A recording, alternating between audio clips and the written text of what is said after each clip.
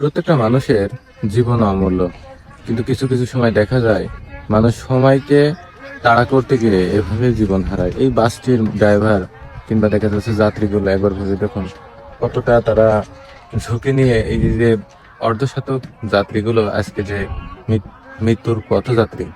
তো এটা কেমন কথা? প্রত্যেক ড্রাইভার ভাইদের উদ্দেশ্যে বলছি যে আপনারা জীবনের ঝুঁকি নিয়ে এভাবে এতটা রিস্ক নিয়ে কেন গাড়ি চালান?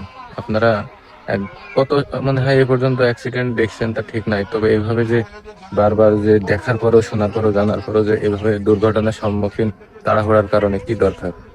একটা মানুষেরই তো জীবনের একটা মূল্য আছে। আজকে এই পথযাত্রী যারা অকালে মৃত্যুবরণ করছে বা রিস্কের মধ্যে পড়ে গেছে, এইভাবে একটা দেশকে নাড়া দেওয়া বা এই একটা দুর্ঘটনা কত পরিবার, কত স্বামী, কত স্ত্রী, কত সন্তান আজকে এতিম হবে, তা ঠিক আছে? তো ড্রাইভার ভাইদের উদ্দেশ্যে বলবো এভাবে আপনারা রিস্ক নেবেন না।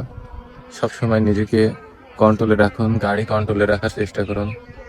এবং আমরা সবাই দোয়া করি যেন এরকম ভাবে দুর্ঘটনায় কবলিত ব্যক্তিরা যেন সুস্থ স্বাভাবিক জীবনে ফিরে আসে, এবং যারা ড্রাইভার এবং পথচারী সবাই যেন সাবধানে পথ চলে। না হলে হয়তো এরকম দুর্ঘটনা যে কোনো মুহূর্তে আবার দেখা যাচ্ছে তার জীবনে ঘটতে পারে। কি দরকার এত রিস্ক নেওয়া?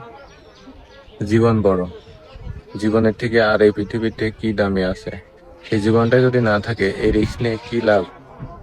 তো যাই হোক, এই দুর্ঘটনা কয়দিন আগেও দেখা গেল লঞ্চের একটি যাত্রী কিভাবে তার দুই পা হারালেন শুধু একটা গর্ভবতী স্ত্রীর জন্য।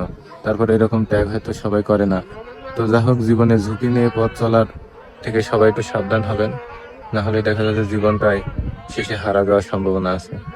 সময় থাকলে দেখা যাচ্ছে যে কোনো কাজ কিন্তু হয়তো একদিন আগে পরে করা যাবে, কিন্তু দুর্ঘটনায় জীবনে যদি হারাই যায় তাহলে সেই কাজ কিন্তু কখনো সম্ভব না।